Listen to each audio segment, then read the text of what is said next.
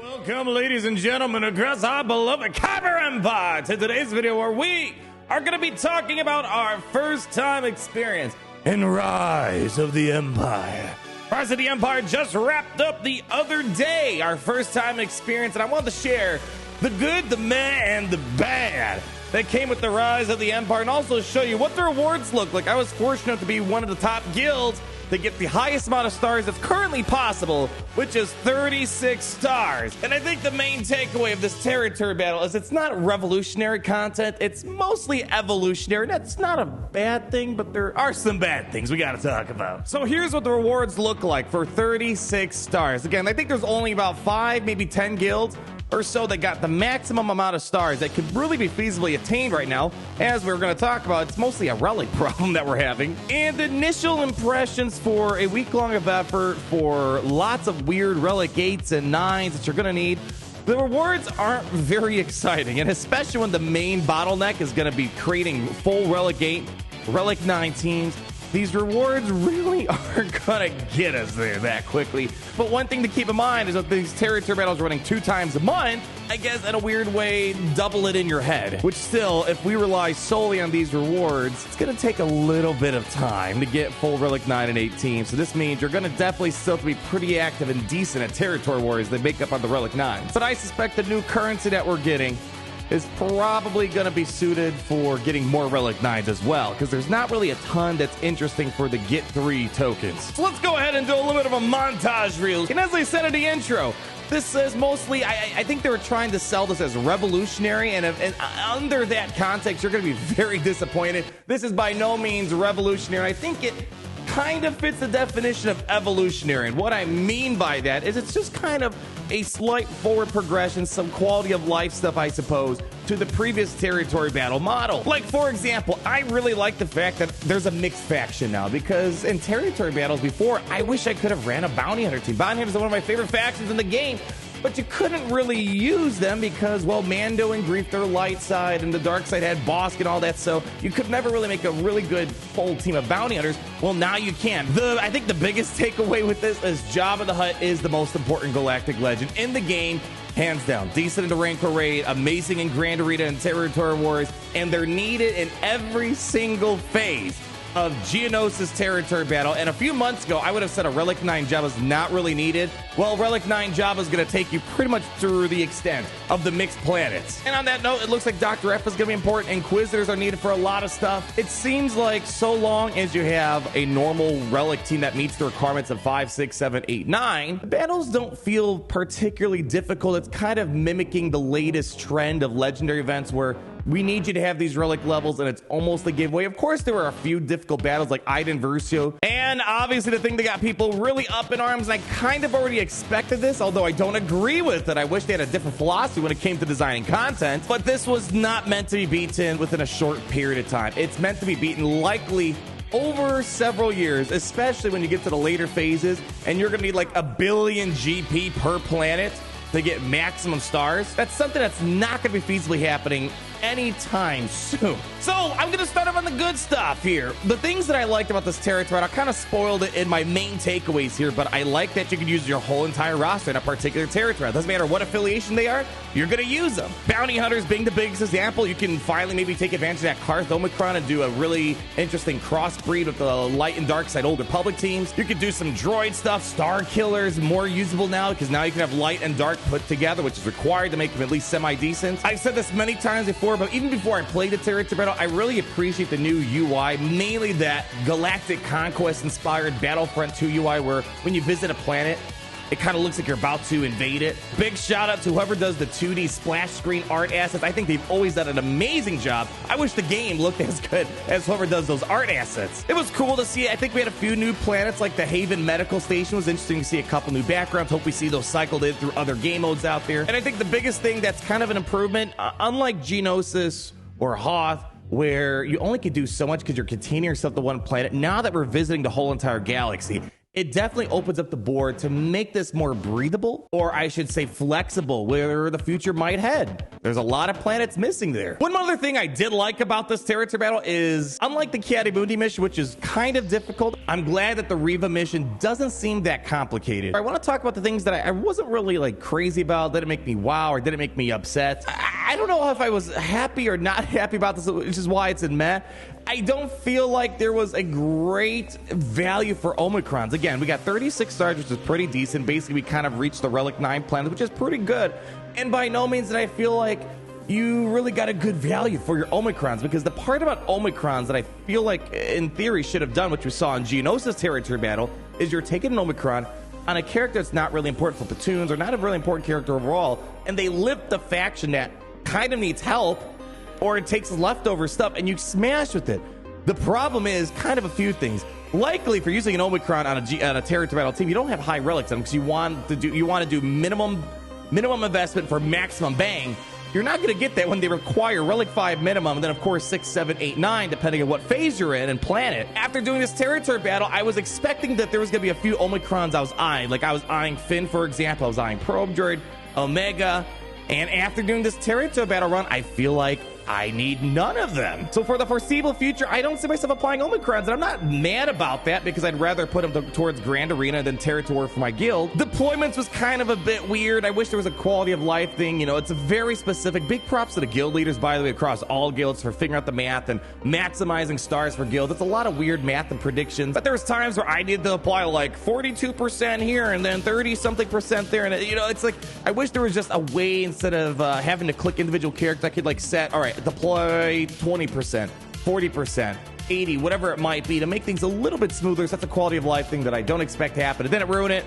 But it's kind of like, it's kind of annoying every single phase where there's a lot of planning needed on guilds parts. And it might make the life easier on guilds leaders as well, so you know that no one's going to screw that up and actually deploy too little or too much. Another thing that came up pretty frequently, the waves are not 3, 4, 5, 6 like Geonosis or Hoth. It was just 2, and I feel like that was okay. You know, especially since we got to do like 3 waves of light, dark, and mixed. I kind of wish maybe there was just 1 wave, especially when it gets a little too repetitive. Kind of gets a little boring, and I think maybe 1 wave might be good. I doubt that's going to happen, but I wasn't mad or excited about the fact that it was 2, because more or less it's probably the same or more battles compared to Geonosis. I would probably throw the rewards in the mech category. They're not amazing rewards. They're not really good rewards. They're not horrible rewards. I mean, the crystals are nice, but especially when there's no like exclusive ship or character, and it seems like they have no plans of doing exclusive get currency. And plus they put a hard cap in it, so I can't really hoard it that much. I'm not crazy about the rewards. For a lot of effort, 36 stars, and when I'm going to need full Relic 8 and 9 teams, the rewards aren't really that rewarding in the grand scheme of the effort, just from the guilds, the coordination, and the amount of resource I need to put in. And then we get to the bad stuff about this Geonosis territory. Again, I wasn't expecting this to be revolutionary. I was kind of expecting it to be more evolutionary, but I kind of wish there was maybe a little bit more than just some mild improvements over the territory battle model. Mainly, it felt a little lazy to me, and that's why lately, especially since this year, I kind of lowered my expectations for Galaxy of Heroes a little bit. It doesn't feel like they're looking to put like high quality cinematic Star Wars experiences like they used to do in the past that always got me excited. Like, little cutscenes would be cool to have. You know, small cutscenes of like Darth Vader fighting Kenobi or something like that, or Reva fighting Kenobi, something of that sort. Or seeing maybe Lord Vader march into a temple. It would have been cool just to have. I know it's a mobile game, and they don't really want to put that much effort in, kind of like what they've hinted at. They want to stop putting like high effort, and they want to try to find ways they keep the game running without putting tons of effort into things. But like things like, for example, when we're supposed to be reliving Order 66, they couldn't even bother to change at least the clones to blue when Lord Vader's leading them for the 501st. Again, that felt a little disappointing. Or when we visited Geonosis, it was kind of hard to tell because the theme of this is Rise of the Empire, right? So it was very I think they should have labeled this territory battle something else. I'm not quite sure why it's Rise of the Empire, but then when you visit Geonosis, you're fighting Reeks, Acklay, Nexus, which is, neat to see that come back from Geonosis. It's funny to see Lord Vader versus some of these things, or whatever the case might be. But it just didn't fit the theming. The theming was kind of off here. So it just felt like they did a lot of copy and pasting. Or when you do the battles, let's say, we're at the Haven Medical Station. I already did one combat mission, and I already fought the Phoenix and Captain Rex. And then I do another one, and I fight the same team again. And they said it even themselves when they were doing a little live stream on their Twitch channel, the community manager that is. They said they wanted the Haven Medical Station to kind of emulate what happened in the Clone Wars, which problem number one, doesn't really fit the timeline for Rise of the Empire, really. But secondly, unless that Reva mission shows it, because there's a Reva special mission, no one could do it yet, why wasn't there Barriss or Ahsoka there, right? Instead, they had Shorty. That made no sense, and Shorty was never there. It's a new character that CG created, which is cool and all, but makes no sense. And even so, Reva being required for the Haven Medical Station doesn't really make much sense, so it didn't really feel like they put a lot of thought in making this a thematic thing, even as small as, making sure the right clone troopers are there, making sure you're not fighting the same mainstream characters for multiple things, put different bosses or teams in, or when you're at a specific planet, keep the theming the same, right? The biggest thing, of course, this is probably, if there was an ugly category this would be in, the biggest thing is the relics required for platoons. Honestly, it feels like the platoons, the operations that is, felt more important than the actual mission. And as I kind of predicted, it seems like guilds are going to have to start allocating dumb relics for people to invest in. So let's say one person's got to do Ugnaught, one person's got to do Cup. I was the one that was chosen to do ETH Koth. But it's kind of dumb that I have to relic 8 or 9 trash characters just to throw them in the operations. And on that note, I really don't like the hard relic gate to do the planets. Relic 8, Relic 9, full Relic 9 teams just seems absurd. And again, when you remind yourself that they don't want this being something that's beaten in a few months, but rather multiple years, yeah, maybe a few years down the road, we might see top guilds start having full Relic 9 teams. But, it's unfortunate that we can't just create content that's a bit more short-term rather than multi-years. And just remember, people, I know a lot of us are used to Galaxy Heroes. Normal games aren't like this. No one really designs game mode, a single mode, for a multi-year effort. And I guess it kind of goes into this philosophy here. There was a period of time when the original Heart of Galaxy Heroes was around. They were fine with having to constantly make, something new, a new raid, a new territory on a more frequented basis. Yeah, it required a bit more effort, but that's kind of what the goal of a game developer is. You're supposed to kind of put the best effort you can into a game as possible, right?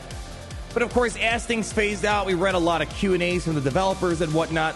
The philosophy started to change. Maybe when old people went out and the new people were in, and maybe when they're starting to put their eyes on new games like Lord of the Rings, they started thinking, all right, how do we start putting less effort in, but keep the game up and running? And that's where we're starting to see things like Conquest, Galactic Challenges, Datacrons, where it's not very difficult to keep those things updated. You don't need to make brand new cutscenes, thematic experiences, mostly just changing some text around to give new characters abilities. And that's what they were doing during that period where they were kind of undoing the spaghetti code of Galaxies, as they said. I just miss the days where they would make more unique content on a shorter term basis, thematic experiences, and they didn't require hard relic levels that participated, and you would have to that was the fun, I think. Trying to go in with the minimal investment possible and doing the best. That was the coolest thing. We saw that the C-3PO, the Chewbacca, the original territory battles and whatnot, the raids, the AET raid. Remember when Finn Zeta was amazing? It was cool. That was a pretty budget team. It's starting to get phased out, and now we're just kind of getting to be this tall, to get on this ride, and that's all you're gonna need. And it didn't really feel exciting in that regard. But on the upside, because we didn't really see people complain about the difficulty of the battles, like we saw Geonosis territory was, there was a lot of complaints about how difficult Geonosis territory battles was. It's not, again, very much difficult. A few battles were kind of the exception. I'm glad that they're keeping the territory battle format relevant. The Geonosis territory battle was kind of getting a bit old and stale. This definitely gives them a lot more room for expansion. I think they solved the problem of keeping a territory battle relevant in terms of expanding it. I'm just not a fan of their idea of making it difficult with the relic gates and making it a multi-year effort to max it out. But that's gonna wrap it up for today. Ladies and gentlemen, across our beloved Kyber Empire, would love to hear your thoughts down below. Did you guys engage in a territory battle? Do you agree, disagree? Maybe there's some other things you'd like to put in those variety of categories. And what were your main takeaways with the whole event? Leave that like, comment down below, subscribe to our ever-growing empire. And always remember that it's great to be in the Empire today. Oh, it's great to be in the Empire today.